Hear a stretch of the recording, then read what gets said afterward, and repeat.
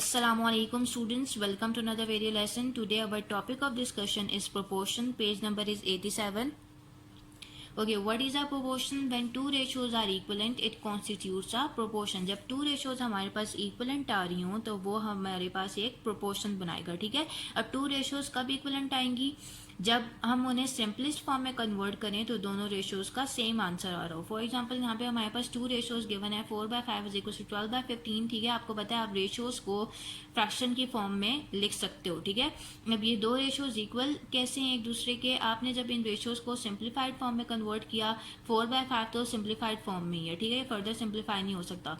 But 12/15 को हम further simplify कर सकते हैं. इसकी 3 की टेबल से कटिंग हो जाएगी. 3 4 12 एंड 3 5 15.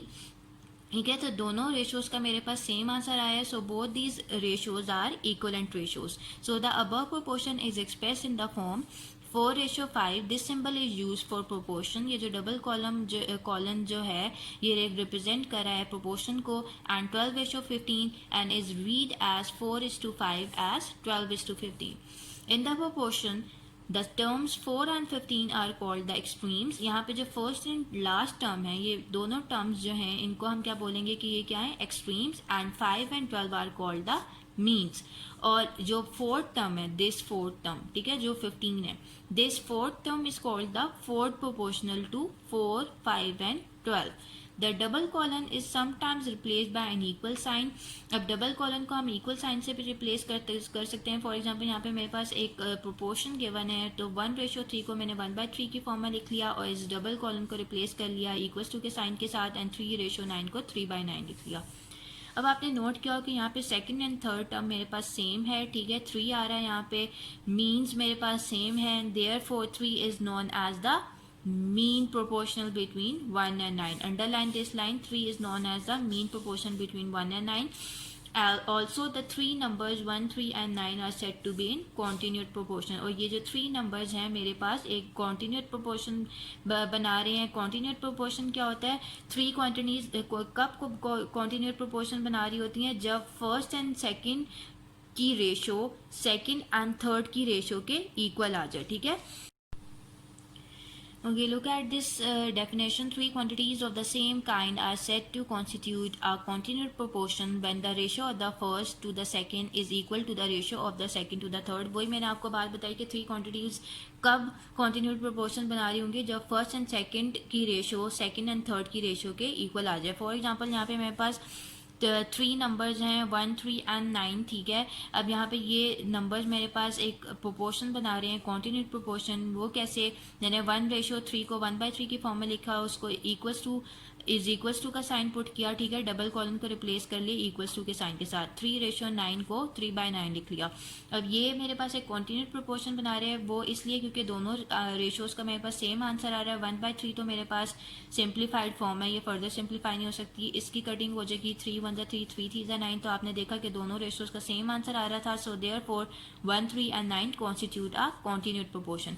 इसी तरह यहाँ पे मेरे पास एक प्रोपोर्शन गिवन है जिसको मैंने फ्रैक्शन की फॉर्म में कन्वर्ट कर लिया. यहाँ पर आप देख सकते हो कि इसकी कटिंग हो सकती है. 7 1 7 7 7 49. ठीक है, दोनों रेशियोज का सेम आंसर आ रहा है. So therefore 1 7 and 49 constitute a continued proportion. All right, now turn your page. Page number is 88.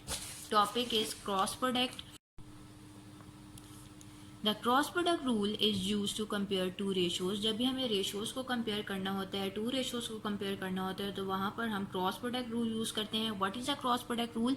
The cross product rule states that in a proportion the product of the extremes is equal to the product of the means. Cross product rule के accordingly proportion में extremes का product मेरे पास equal आएगा means के product के. For example यहाँ पे मेरे पास एक प्रोपोर्शन गिवन है, मैंने इसको फ्रैक्शन की फॉर्म में कन्वर्ट कर लिया. ठीक है, एंड देन मैंने इसका क्रॉस प्रोडक्ट लिया. 4 × 15 इज इक्वल टू 12 × 5 आ गया. ठीक है, या फिर आप उसके ऊपर डायरेक्टली भी अप्लाई कर सकते हो रूल. ठीक है, these are extremes and these are means. तो आपने एक्सट्रीम्स का प्रोडक्ट लिया 4 × 15 उसको इक्वल्स टू पुट कर दिया मीन्स के प्रोडक्ट के साथ, ठीक है, 12 मल्टीप्लाई बाय 5, ठीक है। तो आपने देखा कि बोथ केसेस में आपके पास सेम इक्वेशन नहीं आ रही है, तो आपकी अपनी मर्जी है कि अगर आप चाहते हो कि डायरेक्टली आपने रूल अप्लाई करना है तो आप डायरेक्टली भी अप्लाई कर सकते हो, या फिर उसको आप फ्रैक्शन की फॉर्म में कन्वर्ट करने के बाद फिर क्रॉस प्रोडक्ट लेना चाहते हो तो आप वैसे भी सॉल्व कर सकते हो, ठीक है। अब मेरे पास यहाँ पे 2 रेशोज हैं, 2/3 एंड 4/5, मुझे इनको कंपेयर करना है, ठीक है। मैंने फर्स्ट रेशोज के पहले डिजिट्स लिख लिया 2 एंड 3, एंड देन जो सेकंड रेशो है उसके डिजिट्स लिख लिया 4 एंड 5। अब मैंने इसकी क्रॉस प्रोडक्ट लेना है, ठीक है। 2 को मैंने 5 के साथ मल्टीप्लाई किया या 5 को 2 के साथ कर लो, इससे कोई फर्क नहीं पड़ता, दोनों केसेस में सेम ही आंसर आएगा। 3 को मैंने मल्टीप्लाई किया 4 के साथ, ठीक है। आपको पता है कि 5 multiply by 2 is equal to 10 होगा, which is less than 3 multiply by 4। 3 multiply by 4 का आंसर मेरे पास 12 आएगा, ठीक है। सो दैट मीन्स के 2/3 इज लेस देन 4/5, ठीक है। 2/3 मेरे पास लेस देन आ रहा है 4/5 के, क्योंकि यहाँ पे मेरे पास जब मैंने 2 को या 5 को 2 के साथ मल्टीप्लाई किया तो मेरे पास 10 आ रहा था, बट जब मैंने 3 को 4 के साथ मल्टीप्लाई किया तो मेरे पास 12 आ रहा है। दैट मीन्स के मेरे पास जो है 2/3 लेस है 4/5 के, ठीक है। ओके, यहाँ पर आपके पास एक लाइन है, the original ratio follows the same inequality sign, ठीक है। अब आपके पास जो ओरिजिनल रेशोज थे जब आप उनको लिखोगे उसमें भी आपके पास वही सेम इन इक्वालिटी साइन आएगा जो आपने प्रोडक्ट में यूज़ किया था। Alright, now turn your page number is 90, direct proportion. Direct proportion is use to solve problems involving ratios. Okay, direct proportion हम यूज करते हैं उन प्रॉब्लम्स में जहां पर रेशो इन्वॉल्व हो रही हो, ठीक है। What is a direct proportion? In direct proportion an increase in one quantity leads to a similar increase in the other quantity. Similarly when one quantity decreases it leads to a decrease in the other quantity, ठीक है। अब direct proportion में अगर हमारे पास एक quantity increase हो रही है, ठीक है, तो उसके साथ दूसरी क्वांटिटी भी इंक्रीज ही होगी, या फिर अगर एक क्वांटिटी डिक्रीज हो रही है तो उसके साथ दूसरी क्वांटिटी भी डिक्रीज ही हो रही होगी, ठीक है। अब like pizza, people and pizzas, ये both these quantities are in direct variation, because अगर नंबर ऑफ पीपल हमारे पास ज़्यादा होंगे तो हमें उतनी ही ज़्यादा पिज़्ज़ा रिक्वायर्ड होंगे ना, ठीक है। इसी तरह डिस्टेंस एंड टाइम के दरमियान जो रिलेशन है वो भी डायरेक्ट प्रोपोर्शन का ही रिलेशन है कि जितना ज़्यादा डिस्टेंस होगा उतना ही ज़्यादा टाइम हमें रिक्वायर्ड होगा उसको कवर करने के लिए, ठीक है। इसी तरह number of balls and weight of the balls की एग्जांपल गिवन है कि अगर नंबर ऑफ बॉल्स हम इंक्रीज कर लें तो वेइंग स्केल पे हमारे पास वेट ऑफ द बॉल भी इंक्रीज होगा, ठीक है। So all these are the examples of direct proportion. Next is inverse proportion. What is the inverse proportion? Inverse proportion is also used to solve ratio problems. In inverse proportion, an increase in one quantity leads to a similar decrease in the other quantity. Similarly, when one quantity decreases, it leads to an increase in the other quantity, ठीक है। Inverse proportion भी हम ratio के problems को solve करने के लिए use करते हैं। Inverse proportion में अगर एक क्वांटिटी इंक्रीज हो रही है तो दूसरी क्वांटिटी हमारे पास डिक्रीज होगी, ठीक है। बट अगर एक क्वांटिटी हमारे पास डिक्रीज हो रही है इनवर्स प्रोपोर्शन में तो दूसरी क्वांटिटी हमारे पास इंक्रीज हो रही होगी, ठीक है। अब इनवर्स प्रोपोर्शन में हमारे पास एग्जांपल आ जाएगी वर्कर्स एंड डेज की, आप एग्जांपल ले लो, ठीक है। अब जितने ज़्यादा नंबर ऑफ वर्कर्स होंगे उतने ही कम डेज लगेंगे ना काम कंप्लीट करने में, या फिर अगर हम नंबर ऑफ वर्कर्स डिक्रीज कर देते हैं तो हमारे पास नंबर ऑफ डेज इंक्रीज हो जाएंगे, मतलब जितने कम वर्कर्स काम कर रहे होंगे उतने ही ज़्यादा डेज लगेंगे काम कंप्लीट करने में, ठीक है। So both these quantities have a inverse variation, ठीक है। Now turn your page number is 93, exercise 6B। Question number 1 is filling the blanks. अब मेरे पास यहाँ पे कुछ ब्लैंक्स गिवन है, उनको मुझे फिल करना है। First is 2/3 is equal to dash by 18 is equal to dash by 24, ठीक है। अब आपने इसको सॉल्व करना है, देन अपने ब्लैंक को फिल करना है, ठीक है। अब सॉल्व कैसे करना है, मैंने लेट्स सपोज यहाँ पे एक को एक्स का नाम दे दिया और एक को वाई का नाम दे दिया, ठीक है। ये दोनों मेरे पास अननोन क्वांटिटीज हैं जो मुझे फाइंड आउट करनी है, ठीक है। पहले मैं इन फर्स्ट टू को कंपेयर कर लूंगी, फर्स्ट टू फ्रैक्शंस को कंपेयर कर लूंगी, ठीक है, ताकि मेरे पास एक्स की वैल्यू निकल आए। ठीक है। 2/3 इज इक्वल टू x/18 कर लिया, क्रॉस प्रोडक्ट लिया, ठीक है। 3 को मल्टीप्लाई किया x के साथ एंड 2 को मल्टीप्लाई किया 18 के साथ, x के साथ यहाँ 3 यहाँ पे x के साथ मल्टीप्लाई हो रहा है, इक्वालिटी की दूसरी साइड पे शिफ्ट करूँगी तो यहाँ जाके डिवाइड हो जाएगा। 3 एंड 18 की कटिंग हो सकती है, 3 6 are 18, 2 6 are 12, सो x की वैल्यू क्या आ गई 12। तो मैंने यहाँ पे ब्लैंक में क्या लिख लिया 12। देन मैंने फर्स्ट फ्रैक्शन को कंपेयर किया लास्ट फ्रैक्शन के साथ, ठीक है। 2/3 को मैंने इक्वल पुट कर दिया लास्ट फ्रैक्शन के इक्वल पुट किया उसको मैंने, ठीक है, y/24। देन मैंने क्रॉस प्रोडक्ट लिया, 3 multiply by y is equal to 2 multiply by 24, ठीक है। y के साथ यहाँ 3 मल्टीप्लाई हो रहा है, इक्वालिटी की दूसरी साइड पे मैं जब शिफ्ट करूंगी तो यहाँ पे जाके डिवाइड हो जाएगा, कैंसिलेशन हो जाएगी 3 एंड 24 की, 3 8 24, 2 multiply by 8 is equal to 16। So y की वैल्यू क्या आ गई मेरे पास 16। अब अपनी ब्लैंक में क्या लिख लोगे 16। Now third part is 0.1 divided by 0.6 is equal to 2 by dash is equal to dash by 24। मैंने यहाँ पर भी जो अननोन वैल्यूज़ को x एंड y से रिप्रेजेंट कर दिया, ठीक है। जो मैंने वैल्यूज़ फाइंड आउट करनी है, एक को मैंने x का नाम दे दिया और एक को मैंने y का नाम दे दिया। पहले मैंने फर्स्ट 2 को कंपेयर किया, फर्स्ट 2 के एक दूसरे के इक्वल पुट किया, ठीक है। 0.1 divided by 0.6 is equal to 2 by x कर लिया, ठीक है। क्रॉस प्रोडक्ट लिया, 0.1 को मैंने x के साथ मल्टीप्लाई किया, 0.6 को 2 के साथ, 0.1 यहाँ मल्टीप्लाई हो रहा है, इक्वालिटी की दूसरी साइड पे जब मैं शिफ्ट करूंगी तो यहाँ जाके डिवाइड हो जाएगा। अब मैंने क्या करना है, पॉइंट रिमूव करना है। यहाँ से पॉइंट रिमूव किया, नीचे आ गया 10, और जब मैंने नीचे से पॉइंट रिमूव किया फ्रॉम 0.1 तो मेरे पास ऊपर आ गया 10। This 10 will be cancel out with this 10 and 6 multiply by 2 is equal to 12। So मेरे पास x की क्या वैल्यू आ गई 12। तो आपने अपनी ब्लैंक में फिल करना है 12। देन मैंने फर्स्ट एंड लास्ट को इक्वल पुट किया, 0.1 divided by 0.6, first and last fraction को इक्वल पुट करने के बाद मैंने करना है क्रॉस प्रोडक्ट लेना है, ठीक है। अब 0.1 डिवाइडेड बाय 0.6 को मैंने इक्वल पुट किया था y/24 के, ठीक है। क्रॉस प्रोडक्ट लिया, 0.6 को मल्टीप्लाई किया y के साथ एंड 0.1 को मल्टीप्लाई किया 24 के साथ, y के साथ यहाँ पे 0.6 मल्टीप्लाई हो रहा है, इधर जाके डिवाइड कर दिया। वैसे ही मैंने यहाँ पे 0.1 से जब पॉइंट रिमूव किया जिसा हम लोगों ने इस केस में किया था, वैसे ही बिल्कुल इसी पैटर्न पे इसको भी सॉल्व करना है। यहाँ से पॉइंट रिमूव किया, नीचे आ गया डिनोमिनेटर में 10 एंड नीचे डिनोमिनेटर से जब पॉइंट रिमूव किया तो न्यूमरेटर में आ गया 10. So this 10 will be cancelled out with this 10 and 6 4s are 24. So 4 will be your answer. ठीक है, यहाँ पे y की जगह आप लोग लिखोगे 4. ठीक है. Fourth part is 3/5 is equal to 1/2 divided by dash is equal to dash divided by 5/4. अब आपने ये अननोन वैल्यूज फाइंड आउट करनी है. मैंने एक को x और दूसरे को y का नाम दे दिया. All right. अब मैंने फर्स्ट एंड सेकंड फ्रैक्शन को इक्वल पुट कर दिया. 3/5 is equal to 1/2 divided by x. Cross product लिया. 3 multiply by x is equal to 5 multiply by 1.2. ठीक है. x के साथ यहाँ पे 3 मल्टीप्लाई हो रहा था, यहाँ पे जाके मैंने डिवाइड कर दिया. पॉइंट रिमूव किया 1.2 से, तो मेरे पास नीचे डिनोमिनेटर में आ गया 10. अब मैंने कैंसिलेशन कर दी है. 3 4 are 12, देन 2 2 are 4. ये 2 2 are 4, आप 2 5 are 10 भी कर सकते हो और 5 5 से कटिंग भी कर सकते हो. लेकिन मैंने यहाँ पे पहले 5 1 are 5 5 2 are 10 किया एंड देन 2 एंड 4 की कैंसिलेशन की. ठीक है. 2 2 are 4, तो मेरे पास आंसर आ रहा है 2. सो x की यहाँ पे वैल्यू आ गई 2. ठीक है. अब मैंने फर्स्ट एंड लास्ट फ्रैक्शन को इक्वल पुट किया. 3/5 इज इक्वल टू y/5/4. ठीक है. क्रॉस प्रोडक्ट लिया. 5 multiply by y is equal to 3 multiply by 5/4. यहाँ पे 5 मल्टीप्लाई हो रहा है, नीचे जाके डिवाइड कर दिया. This 5 will be cancel out with this 5. 3/4 is your answer. यहाँ पे मैंने ब्लैंक में लिख दिया 3/4. All right. सो इस तरह आप दो फ्रैक्शंस को कंपेयर करने के बाद अपने अननोन वैल्यू फाइंड आउट कर सकते हो. इसका सेकेंड एंड फिफ्थ पार्ट आप लोगों ने होमवर्क में करना है. Second and fifth part is your homework. Now question number 2 is the ratio of two quantities is 2:7. If the first quantity is 28, find the second. अब मेरे पास two quantities के दरमियान रेशियो गिवन है. क्या रेशियो है? 2:7. अब मेरे पास फर्स्ट क्वांटिटी गिवन है, उन्होंने कहा आप लोग सेकंड क्वांटिटी फाइंड आउट करें. ठीक है.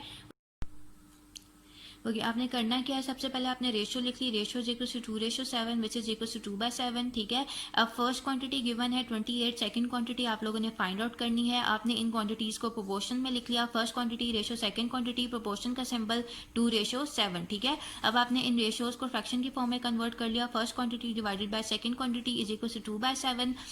अब फर्स्ट क्वांटिटी की वैल्यू गिवन है 28, तो मैंने फर्स्ट क्वांटिटी की जगह लिख लिया 28 divided by second quantity is equal to 2/7। अब मैंने क्रॉस मल्टीप्लिकेशन की, 28 को मैंने 7 के साथ मल्टीप्लाई करना है, सेकंड क्वांटिटी 2 के साथ मल्टीप्लाई हो जाएगी, 2 यहाँ मल्टीप्लाई हो रहा है इक्वालिटी की दूसरी साइड पे, जब 2 को शिफ्ट करूंगी तो यहाँ जाके ये डिवाइड हो जाएगा, ठीक है। This 2 will be cancel out with this 28, 2 1 2 2 1 2 and 2 4 8, 14 को जब मैंने 7 के साथ मल्टीप्लाई किया तो मेरे पास आंसर आ रहा है 98। सो सेकंड क्वांटिटी मेरे पास क्या है, किसके इक्वल है, 98 के, ठीक है। Now question number 3 is the ratio of the two quantities is 7:12।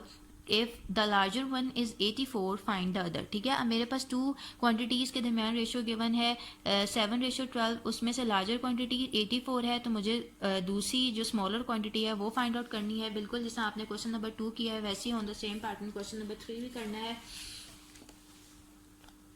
सबसे पहले तो आप लोगों ने रेशियो लिख ली, ठीक है। सबसे पहले हमने रेशियो लिख ली, ratio is equal to 7:12 is equal to 7/12। Larger quantity given है 84, स्मॉलर क्वांटिटी फाइंड आउट करनी है। अब आपने इन क्वांटिटीज को प्रोपोर्शन में लिख लिया, smaller quantity ratio larger quantity, proportion का सिंबल 7:12, ठीक है। अब आपने इनको फ्रैक्शन में कन्वर्ट कर लिया, smaller quantity divided by larger quantity is equal to 7/12। Smaller quantity आप लोगों ने फाइंड आउट करनी है, लार्जर क्वांटिटी की वैल्यू है 84, ठीक है। लार्जर क्वांटिटी की वैल्यू आप लोगों ने लिख ली इज इक्वल टू 7/12। 84 यहाँ डिवाइड हो रहा है, उधर जाके मल्टीप्लाई कर दिया, 12 7 84 होता है, 7 7 49। सो स्मॉलर क्वांटिटी की वैल्यू आ गई हमारे पास 49। So this is your answer. Now question number 4 is in school A 275 out of 300 students received an A grade, while in school B 120 out of 150 students received an A grade. Which of the two schools has a better record? ठीक है। अब मेरे पास यहाँ पे two schools हैं, school A and school B। School A में 275 out of 300 students ने A ग्रेड लिया है, while in school B 120 out of 150 students ने ए ग्रेड लिया, ठीक है। हमने बताना है which of the two schools has a better record. उसके लिए आप लोगों ने सबसे पहले लिखा ratio of grade A in A school A is equal to 275 out of 300 students ने ए ग्रेड लिया था, तो हमने रेशियो लिख ली 275 रेशियो 300। इसको फ्रैक्शन की फॉर्म में कन्वर्ट किया, ठीक है। कटिंग करने के बाद यहाँ पे 5 के टेबल से कटिंग हो रही है, ठीक है। 5 6 30, 0 as it is, 5 5 25, 5 5 25, then again 5 के टेबल से 5 1 5, 5 2 10, 5 1 5 एंड 5 1 5, ठीक है। तो मेरे पास आंसर आ रहा है 11/12। Then ratio of grade A in A school B क्या है, 120 आउट ऑफ 150 स्टूडेंट्स ने ए ग्रेड लिया, तो 120 रेशियो 150 हो गया। उसको मैंने फ्रैक्शन के फॉर्म में लिख लिया, 0 will be cancel out with this 0, 3 4 12, 3 5 15, सो 4/5 मेरे पास आंसर आ गया। अब मैंने इन दोनों वैल्यूज को कंपेयर करना है, उसके लिए मुझे क्रॉस प्रोडक्ट मेथड या रूल फॉलो करना पड़ेगा, ठीक है। बाय क्रॉस प्रोडक्ट मेथड मैंने दोनों रेशोज के डिजिट्स लिख लिए, ठीक है। 11 एंड 12 एंड 4/5 मैंने देखा कि 11 जब मैंने 11 को 5 से मल्टीप्लाई किया है तो उसका आंसर आ रहा है 55, which is greater than 12 multiply by 4 which is equal to 48, ठीक है। So 55 is greater than 48, so 11/12 is greater than 4/5। Obviously 11/12 जो है किसको रिप्रेजेंट कर रहा था, स्कूल ए को, ठीक है। क्योंकि स्कूल ए की रेशियो को जब हमने सिंप्लीफाई किया था तो हमारे पास 11/12 आ रहा था। सो हम क्या लिखेंगे, ratio of school A is better, school A has a better record. All right, so question number 5 is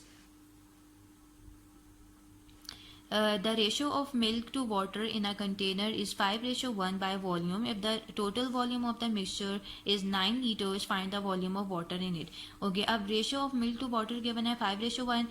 अगर total volume of the mixture है हमारे पास 9 liters, हमें find out करना है volume of water, ठीक है। उसके लिए आप लोग क्या करोगे, ratio of milk to water given है 5:1, सम ऑफ रेशियो कर लिया, ठीक है। सम ऑफ रेशियो हमारे पास आ रहा है 5 + 1 is to 6। Total volume of mixture given है 9 litre. Volume of water find out करने के लिए आपने क्या करना है, ये जो रेशियो में फर्स्ट क्वांटिटी किसको रिप्रेजेंट करी थी, रेशियो में मिल्क टू वाटर की रेशियो गिवन है, ये मिल्क को रिप्रेजेंट करी है और 1 जो है वाटर को रिप्रेजेंट कर रहा है, ठीक है। तो मैंने volume of water find out करना है, तो मैंने 1 डिवाइडेड बाय 6 किया, ठीक है, एंड मल्टीप्लाई बाय टोटल कितना वॉल्यूम था 9। तो कटिंग हो जाएगी ये 3 2 6, 3 3 9, तो 3/2 which is equal to 1.5 litre. तो वॉल्यूम ऑफ वाटर आ गया 1.5 litre. Now question number 6 is use a cross product rule to determine which of the ratios is greater in each of the following cases. अब मेरे पास first है 4:7 and 1:2. ठीक है, 2 ratios given है, हमने इन 2 ratios के डिजिट्स लिख लिए. ठीक है, 4 and 7 and 1 and 2 cross product लिया. ठीक है, आप लोगों ने देखा कि जब मैं 4 को 2 के साथ मल्टीप्लाई कर रही हूँ 4 2 8 है which is greater than 7. 7 multiply by 1 is equal to 7 होता है. ठीक है, तो हमारे पास कौन सी रेशो ग्रेटर होगी?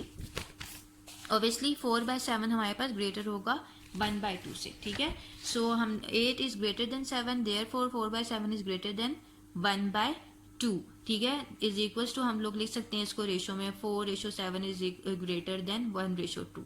ठीक है, सो 4:7 हमारे पास ग्रेटर आ गया है 1:2 से. इसी तरह आप लोगों ने इसका second and third part solve करना है. ठीक है, पहले आप लोगों ने इनके डिजिट्स लिख लेने हैं, क्रॉस मल्टीप्लिकेशन करनी है और देखना है कि किसकी ग्रेटर वैल्यू है, और जिसकी ग्रेटर वैल्यू होगी वहाँ पे आपने ग्रेटर का साइन पुट करके उस रेशो को ग्रेटर शो कर देना है. ठीक है, now question number 7 is find the fourth proportional to 2, 3 and 6. आपके पास यहाँ पे 3 प्रोपोर्शनल गिवन है, आप लोगों ने फोर्थ प्रोपोर्शनल फाइंड आउट करना है. ठीक है, अब फोर्थ प्रोपोर्शनल आप लोग कैसे फाइंड आउट करोगे? लेट कर लिया हम लोगों ने, let the fourth proportional be x. ठीक है, देन अब प्रोपोर्शनल को फोर्थ प्रोपोर्शनल हमारे पास एक्स है. अब इन वैल्यूज को हमने प्रोपोर्शनल में लिखना है 2:3. प्रोपोर्शन का सिंबल 6:x. ठीक है, this is a fourth proportional, ये फोर्थ प्रोपोर्शन को रिप्रेजेंट कर रहा है. ठीक है, अब मैंने क्या किया, क्रॉस प्रोडक्ट रूल, या तो आप इसको फ्रैक्शन में कन्वर्ट करके क्रॉस मल्टीप्लिकेशन कर लो, या फिर directly cross product rule apply कर लो. Product of extremes is equal to product of means. These are extremes. ठीक है, एंड दीज आर मीन्स. तो मैंने 2 को मल्टीप्लाई किया x के साथ, इज इक्वल टू 3 को मल्टीप्लाई किया 6 के साथ, according to the cross product rule. ठीक है, अब यहाँ पे x की वैल्यू फाइंड आउट करनी है. यहाँ पे 2 मल्टीप्लाई हो रहा है, इक्वालिटी की दूसरी साइड पे शिफ्ट करूंगी तो नीचे जाके डिवाइड हो जाएगा. 2 3 6, 3 3 9. सो x की जो वैल्यू आ रही है वो 9 है. 10 फोर्थ प्रोपोर्शनल की वैल्यू क्या है, वो हमारे पास 9 की इक्वल है. ठीक है, 10 fourth proportional is equal to 9. So this is your answer. Now question number 8 is determine the mean proportional between 4 and 9. अब हमने मीन प्रोपोर्शनल फाइंड आउट करना है. हमने लेट कर लिया कि मीन प्रोपोर्शनल यहाँ पे y के इक्वल है. Let the mean proportional be y.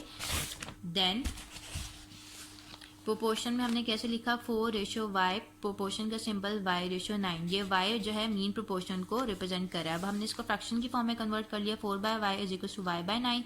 Cross product लिया, 4 multiply by 9 is equal to y². ठीक है, y² इज इक्वल टू 36 हो गया. ठीक है, y². अब मेरे पास यहाँ पे y की वैल्यू मुझे फाइंड आउट करनी है. y की वैल्यू तो तभी फाइंड होगी जब यहाँ से ये स्क्वायर खत्म होगा. उसके लिए मुझे स्क्वायर रूट लेना पड़ेगा on both sides. Square root का टॉपिक आप लोग डिटेल में क्लास 7 में पढ़ोगे. बस अभी आप लोग ये समझ लो कि जब भी स्क्वायर को खत्म करना होता है तो हम स्क्वायर रूट लेते हैं. ठीक है, अब हमने बोथ साइड्स पे स्क्वायर रूट ले लिया. Square root, this is a symbol for square root. ये स्क्वायर रूट के लिए सिंबल है. y² is equal to square root of 36. अब 36 को मैं 6 मल्टीप्लाई बाय 6 की फॉर्म में लिख सकती हूँ ना, ताकि ये भी स्क्वायर की फॉर्म में आ जाए. Is equal to 6 is equal to square root of 6². ठीक है, अब मैथ में स्क्वायर रूट की वैल्यू जो है 1/2 के इक्वल होगी. ठीक है, तो अगर मैं स्क्वायर रूट की जगह उसकी वैल्यू लिखती हूँ तो 1/2 आ जाएगा. ये स्क्वायर इस स्क्वायर से कट जाएगा. ठीक है, इसी तरह यहाँ पे भी स्क्वायर रूट की वैल्यू लिख ली 1/2. ये स्क्वायर इस स्क्वायर रूट से इस स्क्वायर से कट जाएगा. या फिर हम डायरेक्टली भी स्क्वायर रूट से काट देते हैं. ठीक है, वो इसीलिए क्योंकि स्क्वायर रूट की वैल्यू 1/2 के इक्वल होती है, और फिर ये जो डिनोमिनेटर में 2 आ रहा है ये इस 2 से कैंसिल आउट हो जाता है. ठीक है, तो मेरे पास y की वैल्यू आ रही है 6. सो मीन प्रोपोर्शनल की वैल्यू मेरे पास क्या आ रही है, 6. Now question number 9 is if 7/13 is equals to 14/p, find p. This question is your homework. Simply आपने क्रॉस मल्टीप्लिकेशन करनी है और p की वैल्यू फाइंड आउट कर लेनी है. ठीक है, now question number 10 is if Shahida can iron 5 handkerchiefs in 7 minutes, how long will she take to iron 35 handkerchiefs. ठीक है, अब शाहिदा अगर 5 हैंकरचीफ 7 मिनट्स में आयरन करती है तो हमने बताना है कि वो 35 हैंकरचीफ्स कितने मिनट में आयरन करेगी. उसके लिए आप लोगों को क्या करना होगा, बेसिकली ये एक डायरेक्ट प्रोपोर्शन का क्वेश्चन है. ठीक है, तो आपने इसको इस तरह सॉल्व करना है. Let the required time be x. ठीक है, हमने टाइम फाइंड आउट करना है. उसको हमने लेट कर लिया कि वो x के इक्वल है. This can be express as कौन सी दो क्वांटिटीज गिवन थी हमें, हैंकरचीव्स एंड टाइम। जब भी डायरेक्ट प्रोपोर्शनल का हमारे पास कोई भी क्वेश्चन होता है तो सबसे पहले हमने क्वेश्चन में देखना होता है कि कौन सी दो क्वांटिटीज गिवन है जिनमें हमने रेशियो लेनी है, ठीक है। तो हैंकरचीव्स एंड टाइम के से रिलेटेड हमें इंफॉर्मेशन गिवन है। 5 हैंकरचीव्स और 7 मिनट्स में आयरन करती है, तो 35 हैंकरचीव्स कितने मिनट्स में आयरन करेगी वो हमें फाइंड आउट करना है, और जो अननोन वैल्यू है उसको हमने एक्स से रिप्रेजेंट कर लिया।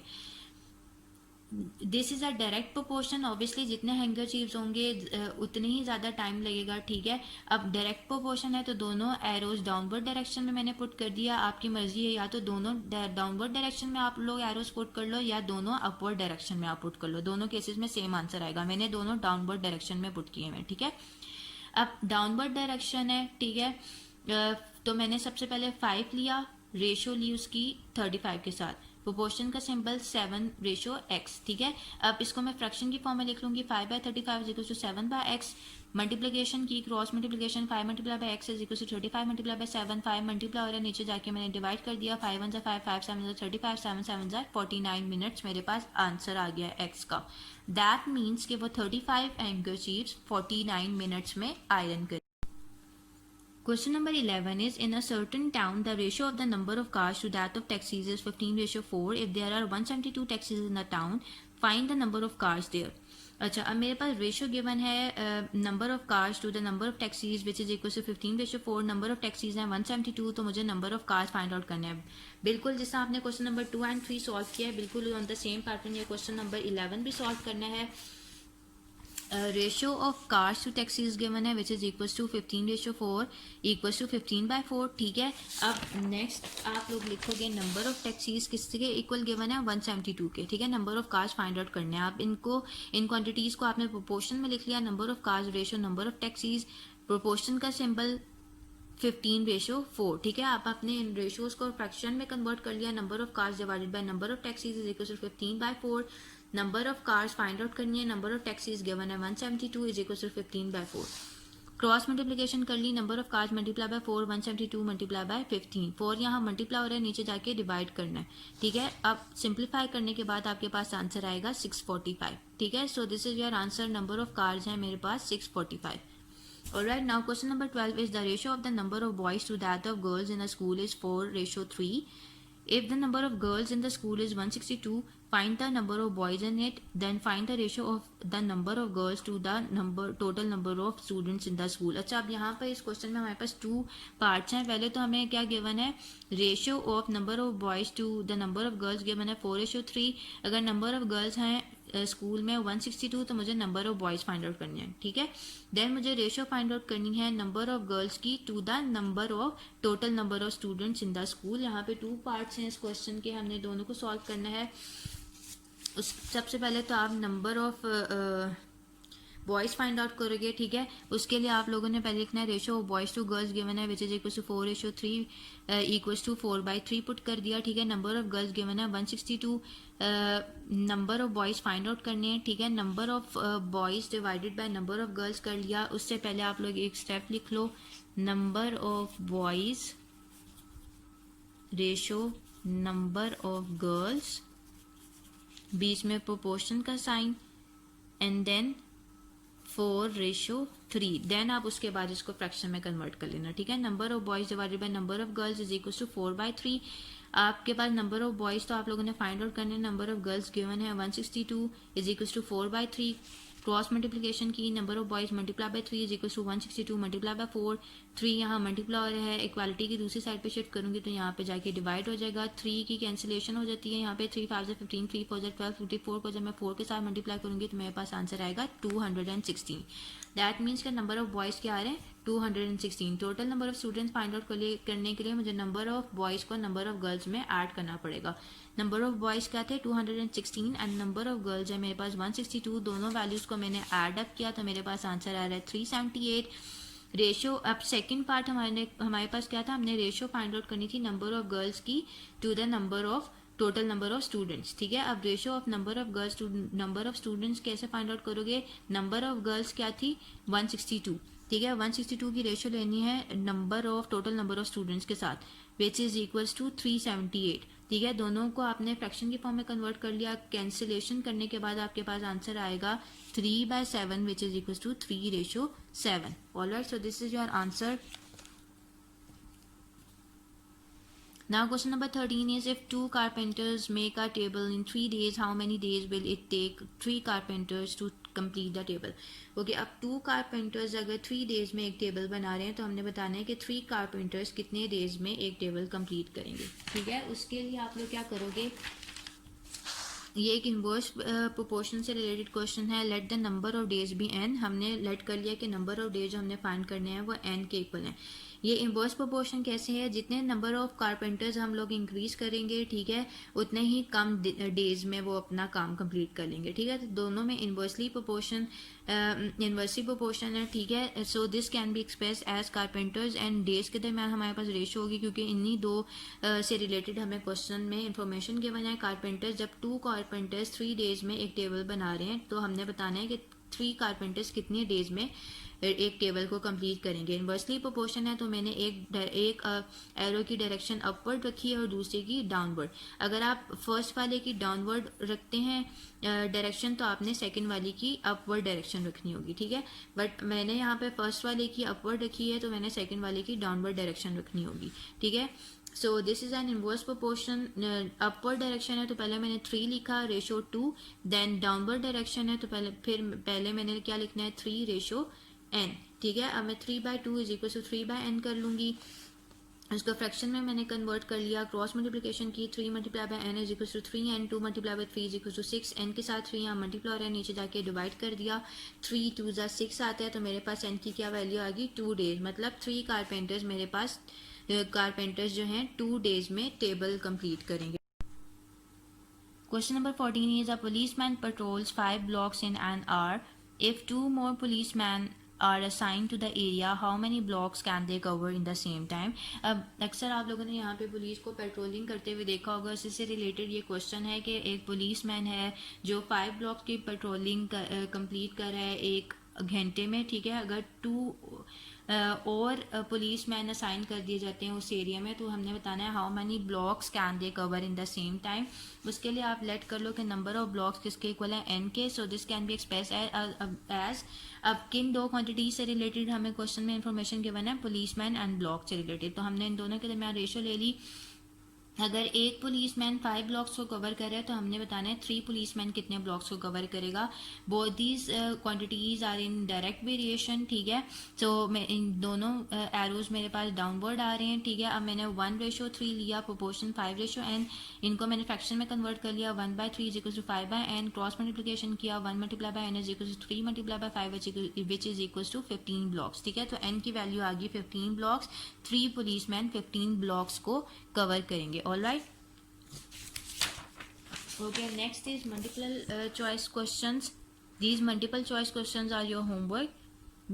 बिल्कुल वैसे जैसा हम लोगों ने अभी चैप्टर नंबर 6 से में क्वेश्चंस किए हैं उसी से रिलेटेड ये MCQs हैं. So you can do it easily. Okay students, so we are done with this chapter. Inshallah we will start our new chapter in the next session. Till then, Allah Hafiz.